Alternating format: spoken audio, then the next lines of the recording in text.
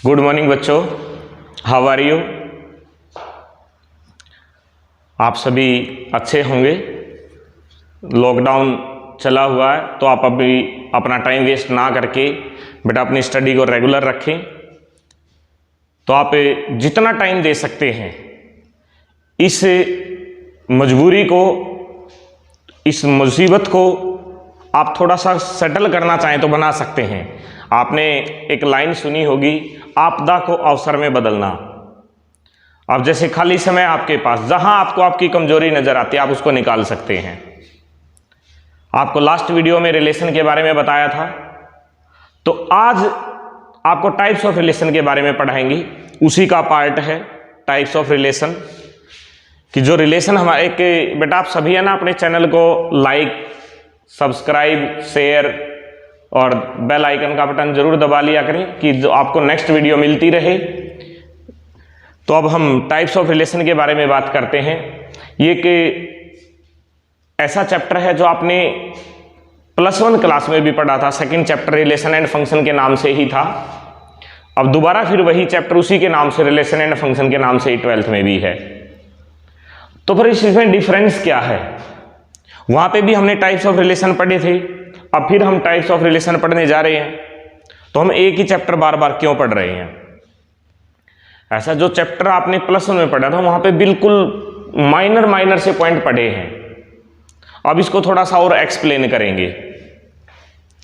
तो types of relation में सबसे पहले हम बात करते हैं identity relation.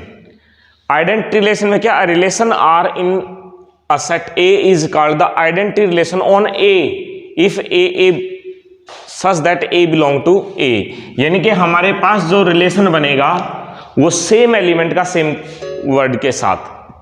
For example, set A is equal to 1 2 3 and relation is equal to 1 1 2 2 and 3 3। This is a identity relation.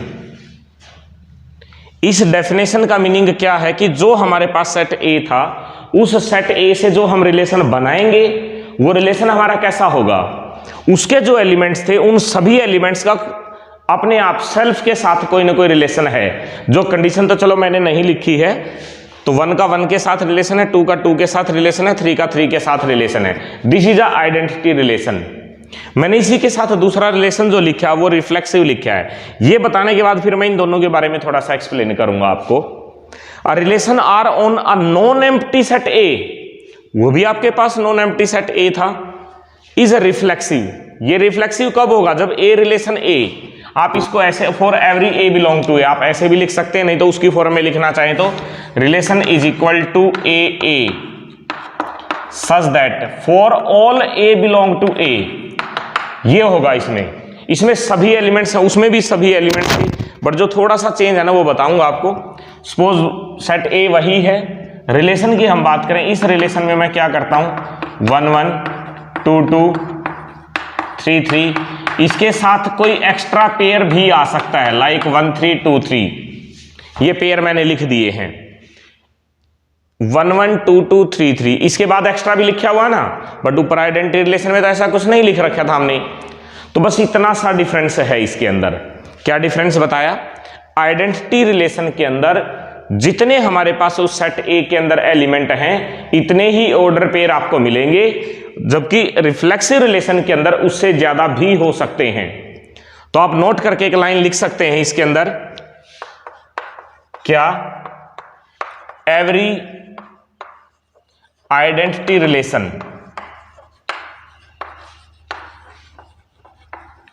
Is reflexive but converse need not true.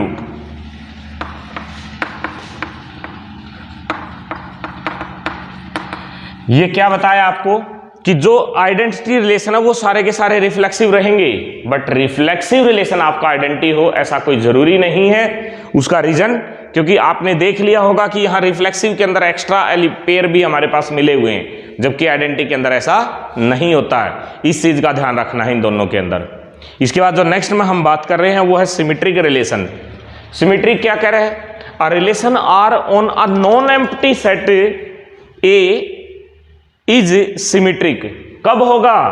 If A relation B then B relation A, यानी कि ए का B के साथ relation है तो B का ए के साथ भी रिलेशन होना चाहिए। यदि ऐसा है तो वो हमारे पास सिमेट्रिक रिलेशन बनेगा, अदरवाइज वो सिमेट्रिक रिलेशन नहीं है। और जो ए और बी हमारे एलिमेंट है वो कहां से होने चाहिए, हमारे उसी सेट के अंदर से जो आपको सेट दिया हुआ है, जो सेट फॉर एग्जांपल ए 1 2 3 दिया गया था। For example relation is equal to suppose 1 2, हमारे पास यदि 1 2 पेयर में आया हुआ है तो इसका रिवर्स जिसको आप 2 1 कहेंगे ये भी होना जरूरी है। यदि ये नहीं है तो आपका सिमेट्रिक नहीं है। इसके साथ यदि 2 3 आया हुआ है तो 2 3 या तो इसका रिवर्स कौन है 3 2, इसका भी होना जरूरी है 3 2 का। ऐसे ही जितने भी आप पेयर लिखना चाहेंगे 1 3 है आपके पास तो इसके साथ क्या होना चाहिए 3 2, ये भी होना जरूरी है। मतलब जितने भी आप पेयर लिखेंगे उन सभी का इनवर्स आपके पास होना जरूरी है, तभी ये हमारे पास क्या होगा सिमेट्रिक बनेगा। इसमें ये हमें कोई मतलब नहीं हमने कितने एलिमेंट्स का यूज किया, बस जितने भी यूज हुए हैं उन सभी का इनवर्स उनके अंदर होना चाहिए। इसके अंदर मैं एक और बता सकता हूं, यदि मैं जो हमारे पास रिलेशन दिया गया है, यदि आप इसका इनवर्स फाइंड करना चाहते हैं, क्या फाइंड करना चाहते हैं inverse of the relation. Inverse of relation क्या होता है, ए का बी के साथ रिलेशन है तो आप बी का ए के साथ रिलेशन बनाइएगा।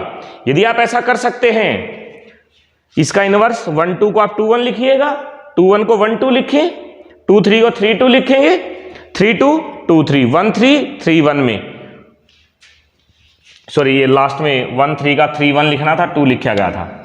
तो ये हमारे पास क्या है, इनका इनवर्स करेंगे तो इसी के इक्वल होना चाहिए। Relation of inverse of relation is equal to relation, then it is a symmetric relation. समझ गए, यहां पे समझ गए होंगे। यदि कोई डाउट है तो आप पूछ सकते हैं, आप कमेंट बॉक्स में लिख के अपना क्वेश्चन क्लियर कर सकते हैं यदि किसी बच्चे का कोई डाउट रह जाता है तो। अब हम इसके बात करते हैं एंटी सिमेट्रिक। देखो सिमेट्रिक एंटी सिमेट्रिक ये इसलिए एक साथ लिए गए हैं कि आप इनको कंपेयर कर सकें। अब एंटी सिमेट्रिक रिलेशन में क्या बता, a relation R on a set A is anti symmetric if A relation B and B relation A. पहले तो क्या था सिमेट्रिक में, ए रिलेशन बी है उसके बाद बी रिलेशन ए का होना जरूरी है। अब इसमें क्या ए रिलेशन बी और बी रिलेशन ए तो हैं, ऐसा तो है, लेकिन कंडीशन दे दी वो ए और बी दोनों के दोनों इक्वल होने जरूरी हैं। डिफरेंट एलिमेंट पे हम ऐसा नहीं कर सकते। ए इज इक्वल टू बी, जो ए और बी एलिमेंट्स हमारे वो कहां से हैं, हमारे उसी सेट के अंदर से हैं। तो this is a anti symmetric relation. तो समझ गए होंगे ये क्या है हमारे पास सिमेट्रिक और एंटी सिमेट्रिक के अंदर। उसमें ए रिलेशन बी और B relation A different element पे होता था, ए और बी अलग अलग थे, बट इसके अंदर क्या हमारे पास ए और बी इक्वल रहेंगे। तो ये 4 टाइप्स हमारी रिलेशन की। इसके बाद नेक्स्ट अगली टाइप्स ऑफ रिलेशन देखते हैं। तो अब नेक्स्ट रिलेशन की बात करते हैं, universal relation. Universal most of the तो आपको नाम से ही समझ में आ जाते होंगे कि नाम क्या करे। यूनिवर्स बहुत बड़ा, ये यूनिवर्सल रिलेशन जो होता है वो सबसे बड़ा रिलेशन होता है। सबसे बड़ा रिलेशन आप कहिएगा जो कार्टेशियन प्रोडक्ट होती है ना, हमारी कार्टेशियन प्रोडक्ट के अंदर जितने भी ऑर्डर्ड पेयर हैं उन सभी पेयर उस हमारे रिलेशन के अंदर आ जाए तो वो हमारा यूनिवर्सल रिलेशन होता है, जो कि आपकी इस डेफिनेशन में बताया हुआ है। A relation R in set A is called universal relation on A if each element of A, उस सेट ए के सभी elements is related to the every element of A. मतलब हर किसी एलिमेंट का हर किसी एलिमेंट के साथ रिलेशन होना चाहिए। तो जो रिलेशन है हमारा वो क्या होगा, उस कार्टेशियन प्रोडक्ट के हर किसी पेयर के साथ होगा। तो ये था हमारे पास universal relation.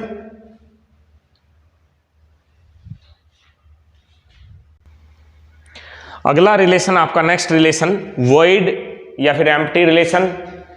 A relation R in set A is called a void relation or empty relation if no element of A is related to any element of the relation or any element of set A। For example जो relation है वो हमारा empty relation है, वो किसका subset बनेगा, जो हमारी कार्टेशियन प्रोडक्ट थी, जो सेट ए की खुद उसी सेट के साथ जो कार्टेशियन प्रोडक्ट की थी हमने, उस कार्टेशियन प्रोडक्ट में से कोई भी ऑर्डर्ड पेयर हमारा यदि नहीं आता है तो उसको एम्प्टी रिलेशन कहा जाता है। एक सिंपल सा एग्जांपल आपके सामने है, boys admission in girls school. Girls school के अंदर बॉयज का एडमिशन एम्प्टी है, पॉसिबल ही नहीं है, तो it is a empty relation. उसके बाद हम बात करते हैं इनवर्स रिलेशन की। मैं इसको पहले बता चुका हूं आपको, अभी इससे पहले जो बोर्ड पे लिखा उसके ऊपर बताया था। इनवर्स रिलेशन क्या था कि हमारे पास, वैसे तो जनरली आपको मैं एक एग्जांपल लिख दूं, relation is equal to suppose 1 2 2 3 3 4, this is a relation suppose, and inverse of this means कि जो हमारी डोमेन और रेंज है उन दोनों को इंटरचेंज कर दीजिएगा। इंटरचेंज जो होगी तो वो हमारे पास क्या होगा, इनवर्स ऑफ रिलेशन होगा। यानी कि ए का जो बी के साथ रिलेशन था वो बी का ए के साथ रिलेशन जब बन जाएगा तो वो उसका इनवर्स ऑफ रिलेशन हो जाएगा। Like 2 1 3 2 and 4 3, this is a inverse of relation. उसमें जो मैंने बताया था आपको वो सिमेट्रिक के अंदर बताया था। जो सिमेट्रिक रिलेशन है हमारा, सिमेट्री में क्या था कि जो उस रिलेशन का मैं इनवर्स फाइंड करूं तो वो उसे इक्वल होना चाहिए। यानी कि उसका ए को बी के प्लेस पे, बी को ए के प्लेस पे रखते हैं तो कोई इफेक्ट ना आए, तो वहां पे इनवर्स मैंने उस फॉर्म में बताया था। और यहाँ पे बताया कि उसका चेंज तो अभी किया है, वहां पे तो सिमेट्री में एक जैसा आया था बट यहाँ पे अलग अलग है, कोई प्रॉब्लम नहीं है, इनवर्स का मीनिंग इनवर्स ही रहेगा। लास्ट आपके पास रिलेशन आ गया transitive relation. A relation R on a non empty set is transitive if A relation B and B relation C then A relation C. हमारे पास यदि ए का बी के साथ रिलेशन है, बी का सी के साथ रिलेशन है, तो ए का सी के साथ रिलेशन भी होना जरूरी है। ये ट्रायंगुलर शेप है, ए बी के साथ कनेक्ट है, बी सी के साथ कनेक्ट है, फिर ए सी के साथ कनेक्ट है, तो this is a A relation C. जो हमारे पास यहाँ एलिमेंट यूज हो रहे हैं ए बी सी, वो सारे के सारे हमारे कहाँ से होंगे, उसी सेट में से होंगे जो हमारे पास सेट ए गिवन था। Set A B C these are belong to set A, तो ये हमारे पास होने चाहिए। अब मैं आपको बता दूं जो ट्रांजिटिव रिलेशन है इसके अंदर एक स्पेशल पॉइंट से ध्यान रखिएगा, जो अभी चेंज हुआ है, पहले पुरानी बुक्स में जो था वो इस फॉर्म में नहीं हुआ करता था। बाय द वे हमारे पास ए का बी के साथ रिलेशन है और बी का सी के साथ रिलेशन बन ही नहीं पा रहा है। क्या कहा मैंने, ए का बी के साथ रिलेशन तो बन गया बट बी का सी के साथ रिलेशन ही नहीं बना। यदि ऐसा हो जाता है तो भी वो हमारा ट्रांजिटिव रिलेशन बनेगा। यदि बी के सी के साथ है तो थर्ड कंडीशन को चेक करेंगे, यदि बीच वाला पोर्शन है ही नहीं तो हम चेक करने की जरूरत ही नहीं है, तो हम उसको मान लेंगे कि ये हमारा ट्रांजिटिव रिलेशन है। इसके बाद दो क्वेश्चन सोल्व करते हैं। आपको reflexive, symmetric, transitive, inverse, universal, void, identity सारे रिलेशन आपने पढ़ लिए हैं। एक चीज और आपको बता दें, 3 रिलेशन थे जो हमारे, कौन कौन से, चलो आप इसका स्क्रीनशॉट ले सकते हैं। तो इसके बाद में रिफ्लेक्सिव, सिमेट्रिक, ट्रांजिटिव को बताते हैं कि वो क्या है। तो अब हम बात कर रहे थे इक्विवेलेंस रिलेशन है ये हमारा। इक्विवेलेंस रिलेशन जो टाइप्स ऑफ रिलेशन पढ़ी थी उसी का पार्ट है ये, उसी में से यूज होगा। हमने 3 रिलेशन पढ़े थे, रिफ्लेक्सिव, सिमेट्रिक एंड ट्रांजिटिव, वो 7-8 थे, अब उनको भूल जाएगा, सिर्फ 3 रिलेशन की हम बात करेंगे। मेन यही है 3 हमारे, रिफ्लेक्सिव, सिमेट्रिक एंड ट्रांजिटिव। अब रिफ्लेक्सिव रिलेशन में क्या था, फिर एक बार थोड़ा सा हिंट दे दूं। रिफ्लेक्सिव में A belong to relation, symmetric में A B belong to relation, B A belong to relation, transitive में A B belong to relation, B C belong to relation, then A C belong to relation. तो ये हमने 3 case पढ़े थे, reflexive, symmetric और transitive की। अब हम बात करते हैं ये इक्विवेलेंस रिलेशन क्या होता है। जो रिफ्लेक्सिव, सिमेट्रिक और ट्रांजिटिव रिलेशन आपको हम बता रहे हैं, यदि हमारे पास ये तीनों उस क्वेश्चन के अंदर एग्जिस्ट कर जाते हैं, रिफ्लेक्सिव भी है, वो सिमेट्रिक भी है, ट्रांजिटिव भी है, यदि ऐसा हमारे पास आ जाता है तो वो इक्विवेलेंस रिलेशन बनेगा। और यदि एक भी रिलेशन हमारा एग्जिस्ट करने से बाहर हो जाए, सपोज वो हमारा रिफ्लेक्सिव नहीं है, सिमेट्रिक और ट्रांजिटिव है, तो भी ये does not exist on equivalence relation. तो इक्विवेलेंस करने के लिए क्या होगा, तीनों का एग्जिस्ट करना जरूरी है। यदि एक भी रिलेशन हमारा डज नॉट एग्जिस्ट में आ जाता है तो इक्विवेलेंस रिलेशन भी हमारा डज नॉट एग्जिस्ट में आ जाता है। तो इसके लिए हम एक सिंपल सा एग्जांपल लेते हैं। For example let A is equal to 1 2 3 4, suppose this is a set A and relation is equal to A B such that A minus B is integer. Suppose हमने ये लिख दिया, इंटीजर लिख दिया। ये जो हम पेयर लेंगे हमारा ए और बी, उन दोनों का जो डिफरेंस है वो क्या होना चाहिए, एक इंटीजर होना चाहिए। ऐसा एग्जांपल हमने लिखा है। तो अब हमारे पास जो रिलेशन बनेगा वो रिलेशन क्या बनेगा, चलिए ए 1 2 3 4 ज्यादा बड़ा जाए, 4 को कट कर देते हैं, थोड़ा छोटा हो जाएगा। 1 2 3 हमारे पास there are the 3 elements 1 2 3 and relation is equal to 1 1, difference of 1 1 is 0, 0 is the integer. 1 2, difference is -1, -1 is also integer। 1 3, 1 - 3 -2, this is also integer। Main condition क्या थी, a minus B is integer. तो ऐसे ही आप 2 1 2 2 2 3 3 1 3 2 3 3, तो हमने एक relation बनाया है। जो ये रिलेशन हमारे पास बना हुआ है रिलेशन, इस रिलेशन की हम बात करें, अब रिफ्लेक्सिव सिमेट्रिक ट्रांजिटिव में बात करेंगे इसकी। क्या ये रिफ्लेक्सिव है? रिफ्लेक्सिव की कंडीशन क्या थी कि ए बिलोंग टू रिलेशन।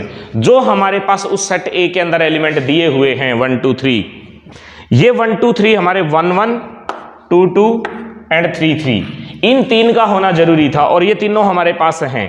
इनमें से यदि कोई पार्ट ऐसा हो जाता कि जिसमें से मैं अलग वैल्यू, सपोज कीजिए 3 3 नहीं होता, तो मैं क्या करता, लिख देता कि 3 3 नॉट बिलोंग टू रिलेशन।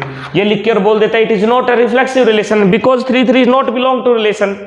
तो अब तो 1 1 भी है, 2 2 भी है, 3 3 भी है, सारी वैल्यू एग्जिस्ट कर रही हैं। जब सब कुछ एग्जिस्ट करता तो इसका मतलब ये रिफ्लेक्सिव रिलेशन है। और हम बात करें इसके बाद सिमेट्रिक की। अब हमने यहां पे क्या बताना है, A belong to relation for all A belong to A. जो ए था उन सभी के साथ हमारा रिलेशन एग्जिस्ट करता है, तो इट इज रिफ्लेक्सिव रिलेशन। तो ये क्या है, रिफ्लेक्सिव रिलेशन है।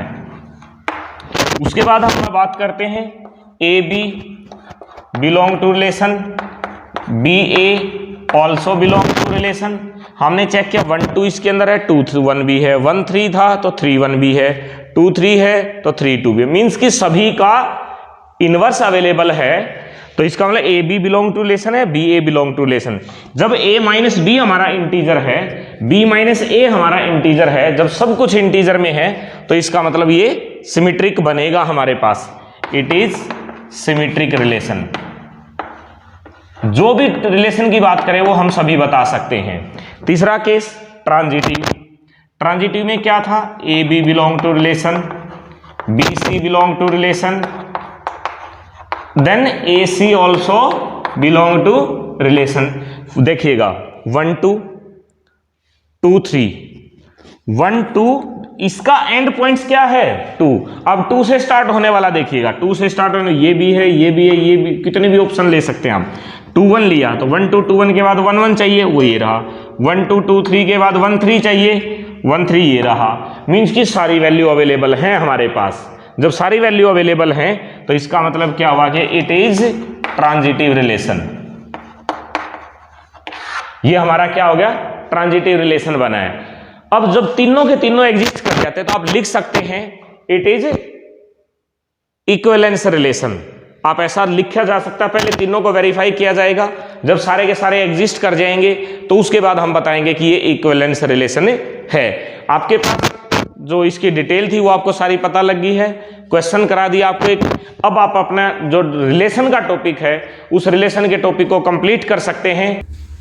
तो बेटा ये 2 क्वेश्चन सोल्व करते हैं। तो सबसे पहले क्वेश्चन हमारे को, show that the relation R in the set A. इस सेट पे कोई रिलेशन गिवन है जिस रिलेशन के ये 2 ऑर्डर्ड पेयर बनते हैं 1 2 एंड टू वन। सर दो हमें नहीं पता कि उसका रिलेशन पे कौन सी कंडीशन थी, उन्होंने तो हमारे को बताया कि ये रिलेशन है और ये वेरीफाई करना है कि ये सिमेट्रिक तो है, बट ना तो ये रिफ्लेक्सिव है ना ये ट्रांजिटिव है। अब इस चीज को कैसे वेरीफाई करेंगे हम, अब देखिएगा सिमेट्री की कंडीशन क्या थी, A B belong to relation, B A belong to relation. जो हमारे पास रिलेशन के अंदर गिवन है, जो रिलेशन में गिवन है सिर्फ उसी की बात करेंगे, उससे बाहर हमें ऑर्डर पेयर बनाने की जरूरत नहीं है, क्योंकि आपने देखा होगा जो सिमेट्री की डेफिनेशन बताई थी उसमें जो ए बी थे वो बिलोंग टू सेट ए था, न कि फॉर ऑल था। रिफ्लेक्सिव के अंदर फॉर ऑल आया था, आपका सिमेट्री के अंदर फॉर ऑल नहीं था, मींस थ्री एलिमेंट जो थर्ड एलिमेंट है थ्री, इसका यूज नहीं हुआ, कोई प्रॉब्लम नहीं है, सिर्फ रिफ्लेक्सिव के अंदर होना चाहिए। पहले मैं रिफ्लेक्सिव की बात करूंगा। रिफ्लेक्सिव के अंदर क्या कहता है, 1 1 क्या हमारा इस सेट से बिलोंग करता है, नहीं करता। हमने सीधे से एक छोटी सी लाइन लिखनी है, 1 1 not belong to relation. Suppose कीजिए इसमें 1 1 होता, फिर हम लिख देते 2 2 not belong to relation. Suppose इसमें 2 2 भी होता, तो हम तीसरा थर्ड तो है ना हमारे पास, 3 3 नॉट बिलोंग टू रिलेशन। तो कोई भी एक पेयर हमारे पास ऐसा मिल जाना चाहिए जो नॉट बिलोंग टू रिलेशन हो, तो आप लिख सकते हैं इट इज नॉट रिफ्लेक्सिव। उसका रीजन आपने दे दिया है, ये रिफ्लेक्सिव नहीं है। उसके बाद हम बात करते हैं सिमेट्रिक की। सिमेट्रिक है, अब ट्रू के लिए हमें एग्जांपल नहीं देना होता, वो तो फॉल्स के लिए होता है। जैसे हमने यहाँ फॉल्स प्रूफ किया कि one not belong to relation, तो हमने यहाँ एग्जांपल दे दिया है।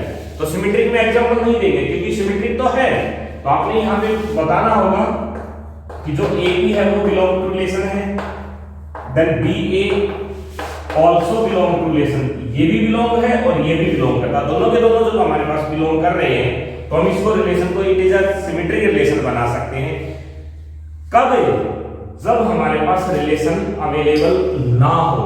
अब तो रिलेशन दे रखा था तो हम इसको डायरेक्ट भी लिख सकते थे, 1 2 belong to relation and 2 1 also belong to relation, it is a symmetric. अब ये लिख दिया A B belong to relation, B A belong to relation है, इट इज सिमेट्रिक। उसका तीसरी बात करते हैं हम ट्रांजिटिव की। ट्रांजिटिव में क्या है, 1 2 belong to relation, 2 1 belong to relation. अब ट्रांजिटिव क्या कहता है, 1 2 है 2 1 है, means A B B C, तो इसके बाद क्या चाहिए, ए सी। क्या 1 1 है हमारे पास इस रिलेशन के अंदर, नहीं है। जब 1 1 हमारे पास नहीं है तो आपने लिखा 1 1 not belong to relation, it is not transitive. तो ये हमारा ट्रांजिटिव रिलेशन नहीं है। जो आपने प्रूफ करना था वो आपके सामने है, रिफ्लेक्सिव सिमेट्रिक ट्रांजिटिव हमने देख लिया क्या क्या थे। इसके बाद हम बात करेंगे एक नेक्स्ट क्वेश्चन की कि determine whether the relation R on rational number.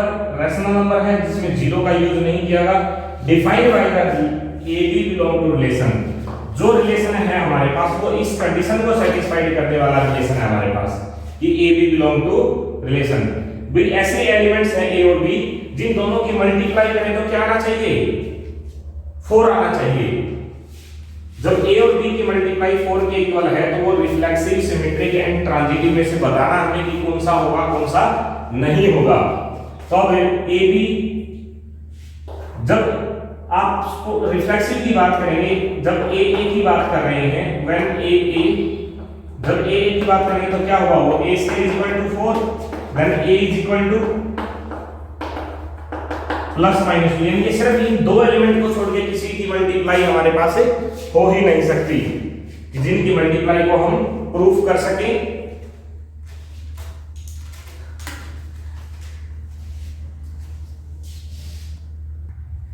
तो अब हम बात करें कि a is equal to plus minus, यानी कि सिर्फ दो ही वैल्यू ऐसी हैं जिनके ऊपर ये हमारी कंडीशन एग्जिस्ट करती है, 2 2 -2 -2, तो इन दोनों की मल्टीप्लाई 4 है। इससे अलग जितनी भी वैल्यू है हमारे पास वो कोई भी एग्जिस्ट नहीं करेगी, जबकि हमारे पास जो सेट है वो तो पूरा पूरा किसका, रैशनल नंबर का सेट है।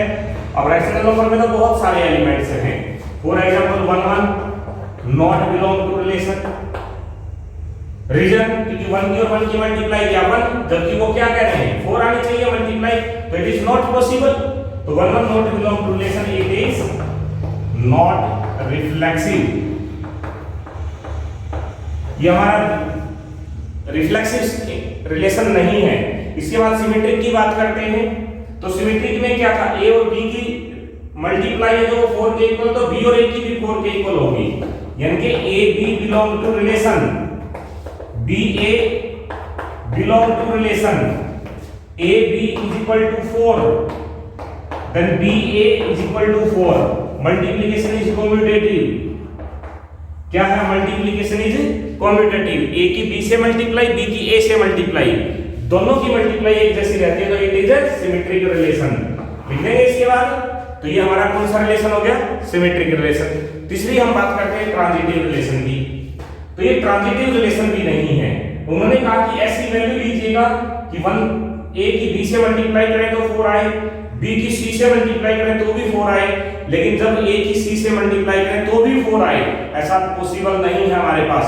आप कितने भी एग्जांपल ले सकते हैं।